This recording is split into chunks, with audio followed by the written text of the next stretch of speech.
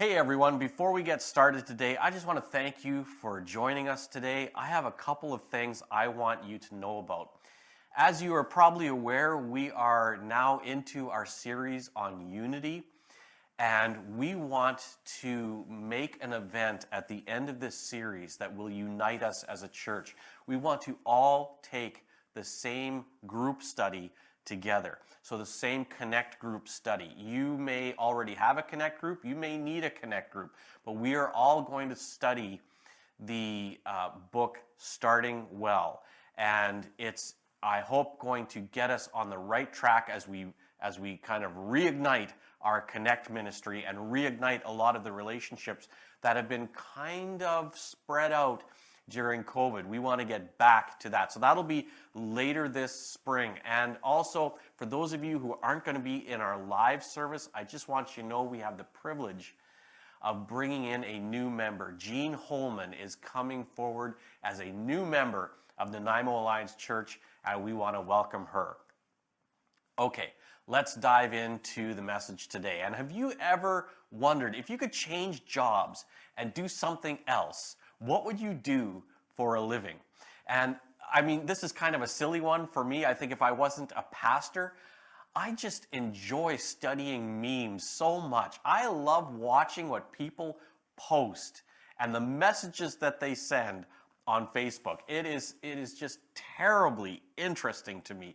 Let me show you, and by the way, I should just warn you fairly now that if you're friends with me on Facebook, just know that when you post something, I am watching carefully and it may become sermon material.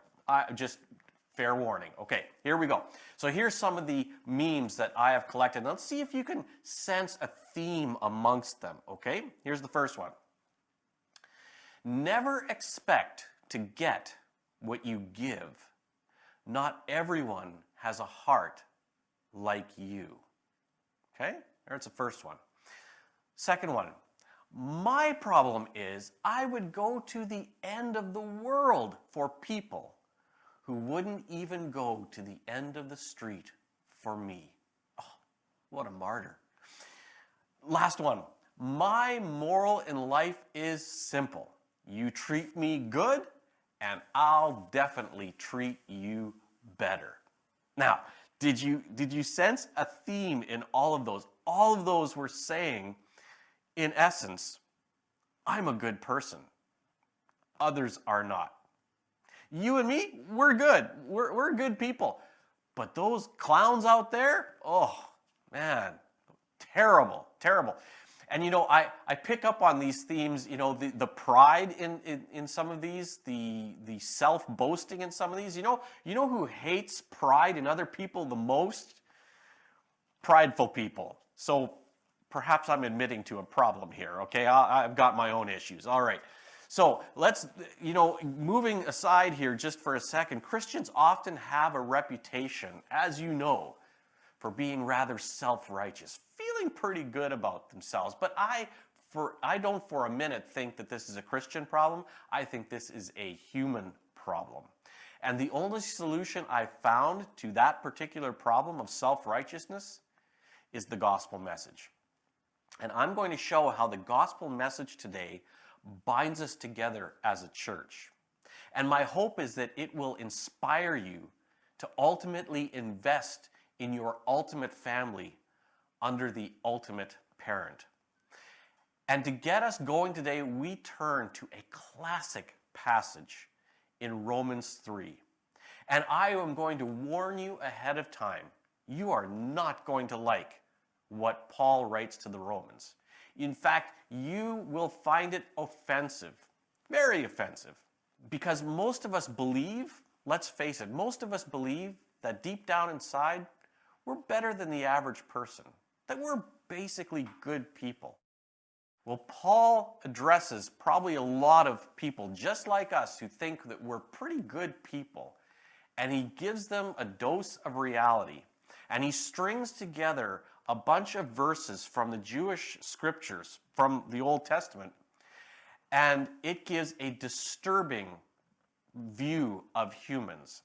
And this is, by the way, he says, where we all start as humans. Gotta understand, this is where we all start. So here we go. Romans 3, he says, as the scriptures say, no one is righteous, not even one. Righteous means having a right relationship with God. He says, no one starts off having a right relationship with God. We're all distant from God. Despite all the memes we put out there, no one has a right relationship with God to start off. He continues on, no one is truly wise. He says, you know, as much as we think, especially in 2022, man, we are so smart these days. We've got things so figured out. We're so just filled with knowledge. Here's God telling us, you know, humans, yeah, they're kind of buffoons when it comes to wisdom. Now, did I not tell you this was going to be offensive? I told you you were going to be offensive. Some of you are already writing letters. I know. Now, it says no one is seeking God. A lot of people think they're seeking God, but really they're seeking religion. They're seeking good feelings. They're maybe seeking a God that agrees with them, but they're not really seeking God. He says all have turned away. Everyone? Yeah, everyone has turned away from God, given God the cold shoulder, unfriended God. That's right, everyone. All have become useless. No one does good, not a single one. There are no do-gooders out there. Not one do-gooder. And you know, we often think that people are doing good, and we often think we ourselves are doing good, and we're not. He says their talk is foul, like the stench from an open grave. Oh my, what a picture. Their tongues are filled with lies. Snake venom drips from their lips. Oh, it's so vivid. Their mouths are full of cursing and bitterness. Cursing and bitterness. He says when we open up our mouths in our natural state, horrible things come out. We tear down others. We slander them. We belittle them. And then we talk in our bitterness about how much others have wronged us, how we are the victims. Does that sound familiar? He said they rush to commit murder. And Jesus said that the seed of murder is hatred. It's a way of diminishing others, hurting others, separating them from us. And we all do this, even if it's giving someone the silent treatment or ignoring them. It's a form of hatred. It's a form of indifference. And Jesus said that is essentially murder. Destruction and misery always follow them. They don't know where to find peace. They have no fear of God at all. So we start off with no respect for God. As I mentioned earlier, we often want God to agree with us, to agree with our desires and our feelings, the way we think the world should go. And we're left with a relationship with God where God can't confront us. He can't correct us in any way. We feel God needs the updating. God needs to change to accommodate me and my feelings. And Paul comes to this conclusion. He says, obviously,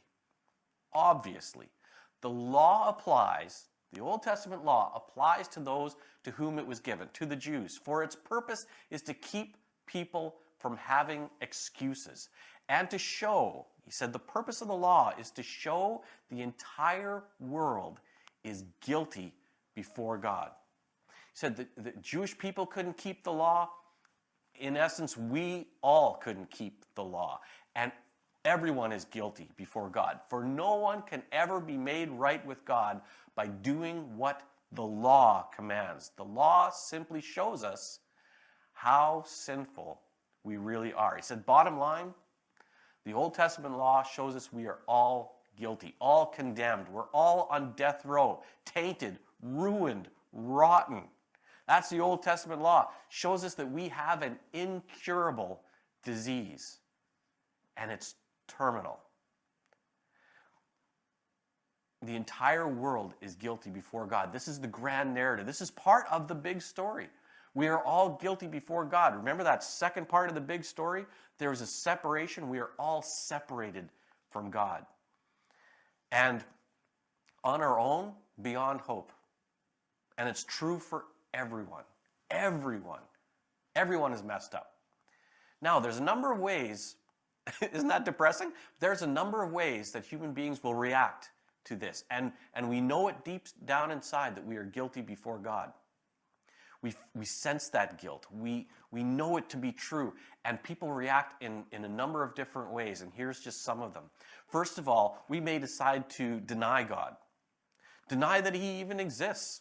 I mean, if there is no God, then I'm not really guilty, right? It's essentially burying our head in the spiritual sand, playing pretend, and embracing non-belief, as though there's no such thing as sin, no such thing as God. I don't answer to anybody. I'm good. Or we can go the other extreme, which is guilt. We can be so hopeless as we look at our lives and look at how we've messed ourselves up and hurt other people that we feel scarred, and we'll try to simply numb our pain with work or with church activities or sex or drugs.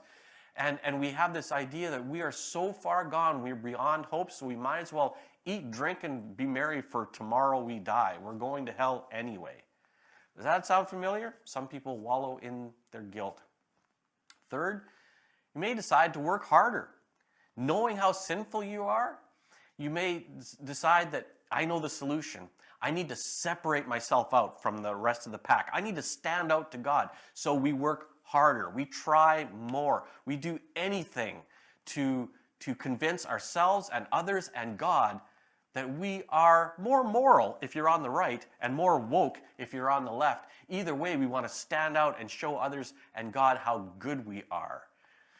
That we're not actually as bad as, those people. Number 4, we'll have a false hope. We'll try to rewrite the ending of the story where God's just going to save us all anyway. Yeah, I might be bad, but I think God's just going to kind of let us all go to heaven, no big deal. Or we recreate God himself.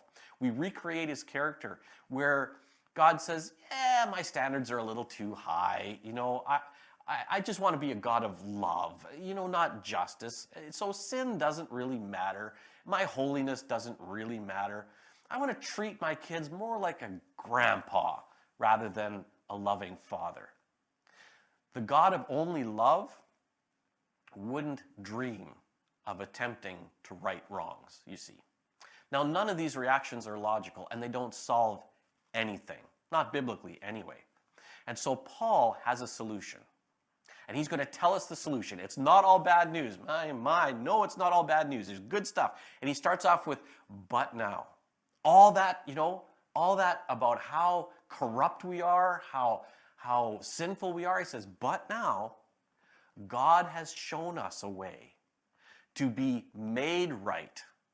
Not that we make ourselves right. We are going to be made right. This is an outside influence coming to us. We're going to be made right with him without keeping the requirements of the law. There's going to be no rule keeping here, as was promised in the writings of Moses and the prophets long ago. This is something that is done to us. This is not our effort that is making this happen. We have to be made right. We don't make ourselves right. He says we are made right with God. How? By placing our faith, our trust in Jesus Christ. And this is true for everyone who believes, no matter who we are. The Christian faith is not about agreeing to a bunch of truths. It is trusting in the same person, as we looked at last week, where Jesus makes us right.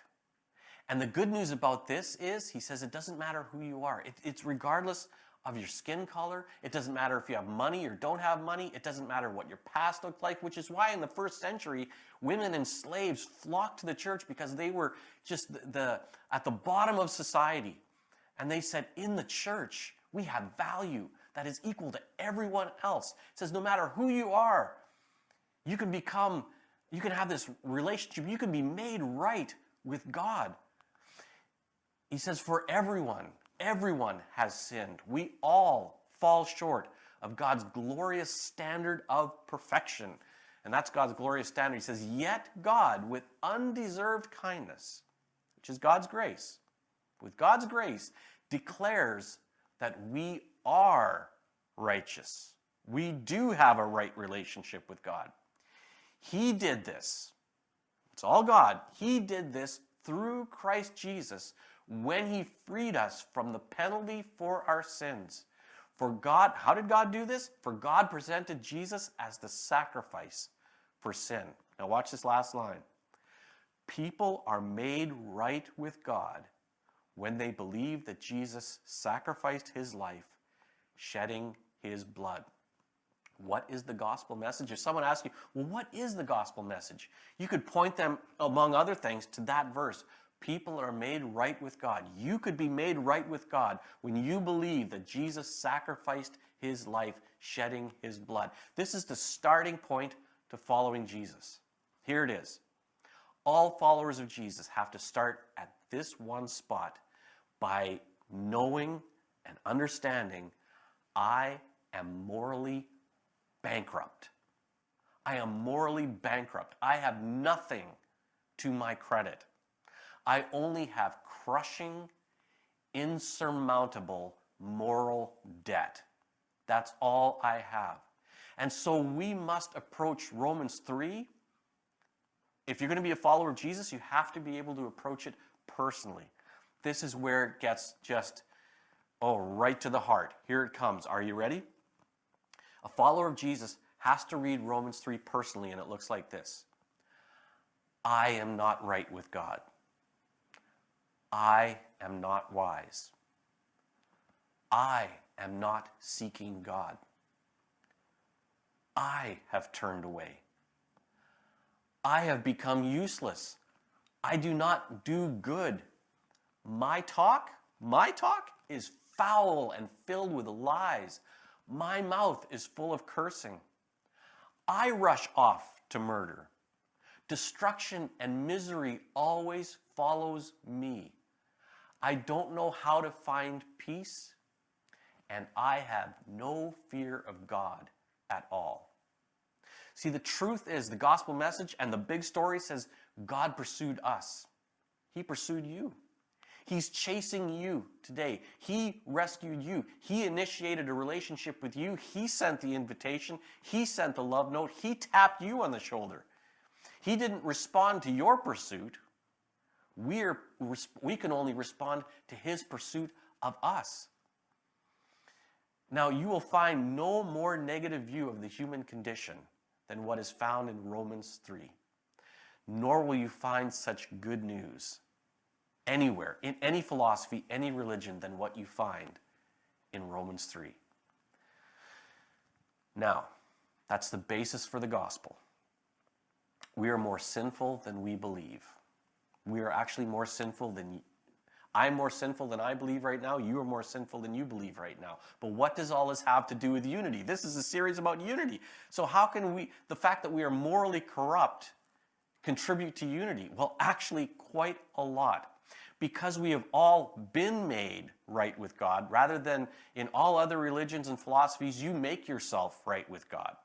Which means we have a whole bunch of levels in other religions and philosophies, depending on how hard you work, how many hoops you've jumped through. But in Christianity, we all come to Christ at the same level, morally bankrupt. And this contributes to unity in a number of ways, like in the Nanaimo Alliance Church. First of all, we forgive quicker. When we are morally bankrupt, when we believe we are morally bankrupt, we have no right to hold other people's sins against them and demand justice. Our own moral bankruptcy obscures the view of other people's sins against us. All we see is our own sin. Followers that forgive quickly, followers of Jesus that forgive quickly, live the humbling gospel. And that's what we're talking about. We're talking about a gospel that humbles us to the same level. And this brings unity in the family, where we all come to God with empty hands. Empty hands. We've got nothing to give to God. Number two, it brings unity because we are willing to love anybody. When we are morally bankrupt, when we truly believe we are morally bankrupt, then no one is beneath our love. It doesn't matter what your race is, what your identity is, what your occupation is. It doesn't matter if you look bad, smell bad, or sing bad. Or it doesn't even matter if you represent people who have really hurt us. We can love you. We say, I gave God nothing but rebellion.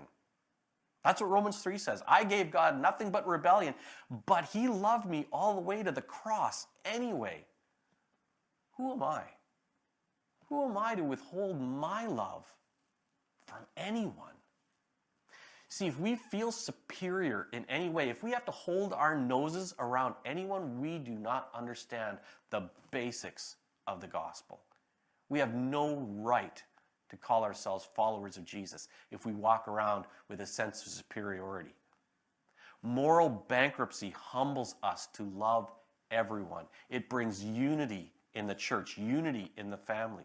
Followers of Jesus who will love anybody live the humbling gospel. Followers of Jesus love everyone from a position of moral equality, not a hierarchy. Number 3, it brings unity. Moral bankruptcy brings unity because we are slow to judge. We're slow to look down on one another. And this is all due to God's work in our lives. We see, without God, we know that we can do no better than anyone else. We know that any good that we do, really, any good that we do, any right decision we make, is because of God, because he is working in us. We understand as followers of Jesus that maturity is a process.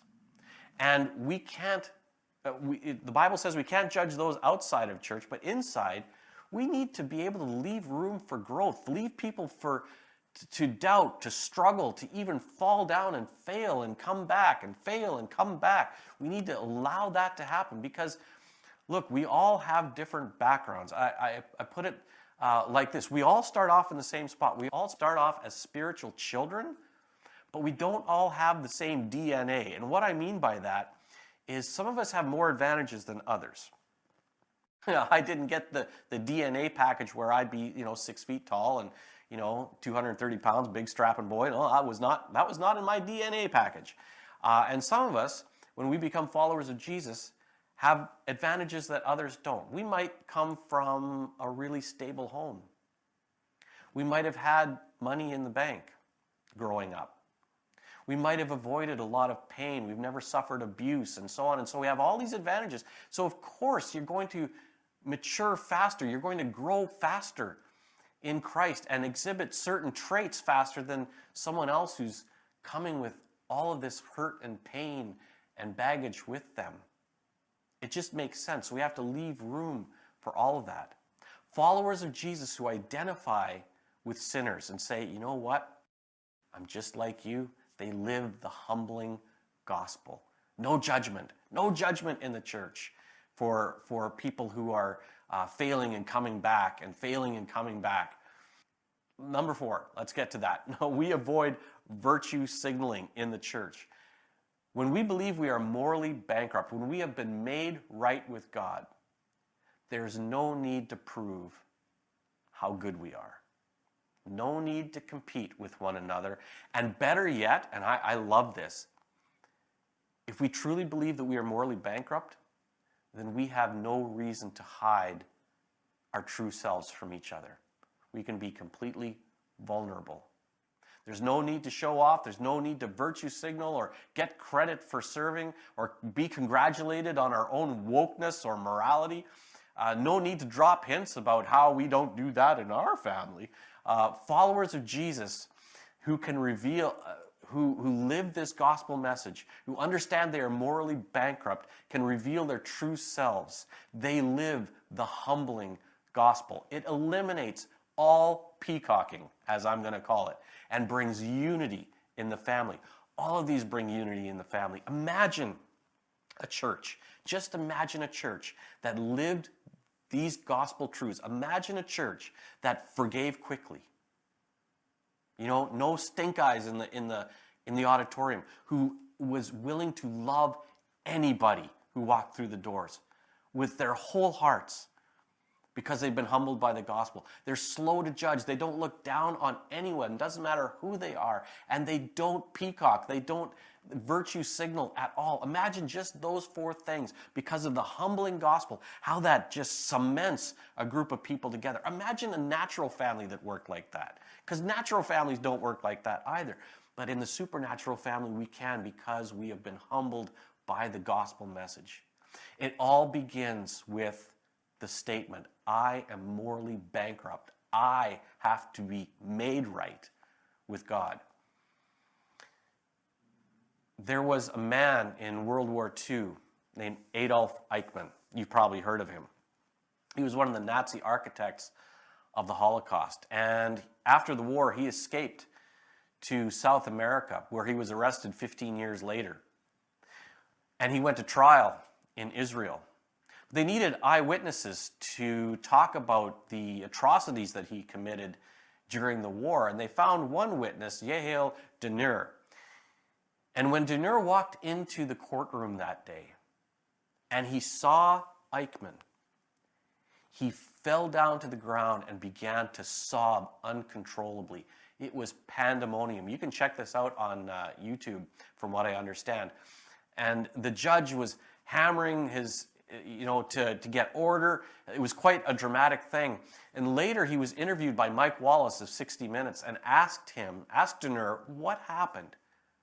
Why did you collapse like that? Why did you sob like that? Were you overwhelmed with the pain he caused you? Were you just felt such hatred for him? And he said such a surprising thing. He said, no.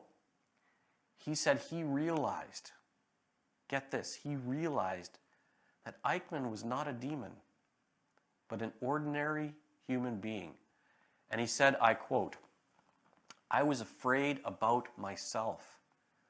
I saw that I am capable to do this, exactly like he. A follower of Jesus begins with this sobering thought. If you want to follow Jesus, you have to believe this. Under the right circumstances, I am capable of anything. Under the right circumstances, I am capable of anything. That is so stark. That is so negative. It's such a dire picture of humanity. And yet, in spite of all that, Jesus died for me. You cannot be broken by the fact of the cross and God's love for you until you realize how truly, truly corrupt you are. Until you can say, I am not right with God. I am not wise. I am not seeking God. I have turned away.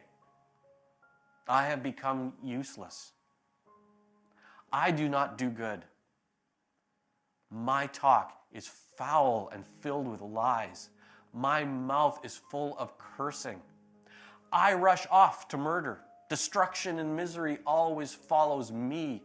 I don't know how to find peace, and I have no fear of God at all. This is what makes God's love so amazing and extraordinary and shocking and unlike all the other loves you could ever experience in your life.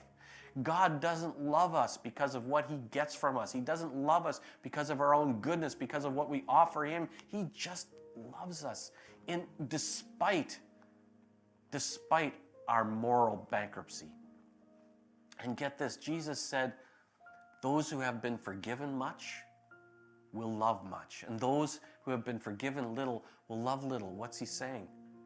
He's saying that unless you realize how really morally bankrupt you are, you will only love God a little. But for those of us, and some of you feel this way, you know that the depth of your sin goes very, very deep. And when you realize that Jesus paid for your sin on the cross, you are overwhelmed with gratitude, filled with love for him. See, Christianity is not a set of morals, it's not a philosophy, it's not a set of facts to agree to. It is a relationship. And agreeing that Jesus died for the sins of the whole world is one thing. Trusting that he died for my sins is quite another. And it unifies the church. It unifies you and me. If you are a follower of Jesus, we are unified because at the cross, we are at the same level. We are humbled by our moral bankruptcy. When we all believe the truth about ourselves, when we all believe the truth about ourselves, by God's grace, the family of God functions as one. And if you are watching this, and maybe for the first time, you realize that you've never really read Romans 3, you certainly haven't read it personally. And in your heart of hearts, you kind of believe you're better than some people, that you aren't capable of doing what other human beings do. Then Romans 3 is meant to speak to you. The very heart of the gospel is we are morally bankrupt. And if you want to have a relationship with God, I invite you to pray this with me, to go back to Romans 3 and pray it as a personal prayer. Pray with me. God, I am not right with you. I am not wise. I am not seeking you. I have turned away. I have become useless. I do not do good. My talk is foul and filled with lies. My mouth is full of cursing. I rush off to murder. Destruction and misery always follows me. I don't know how to find peace. I have no fear of you at all. But now, today, I believe Jesus died for me, and I freely turn from my sins and give my life to you, for you to do with as you please. Amen. If you prayed that prayer for the first time, if you read Romans 3 personally for the first time, let someone know. Let them know. Get involved in a connect group when they come around. Get growing in your faith, because this message was kind of the bad news. This is what unites us around the humbling part of the gospel. And next week, we're going to look at how we are unified around the joy of the gospel as well. So I invite you to tune in then. I'll see you next week, everyone. Take care. God bless.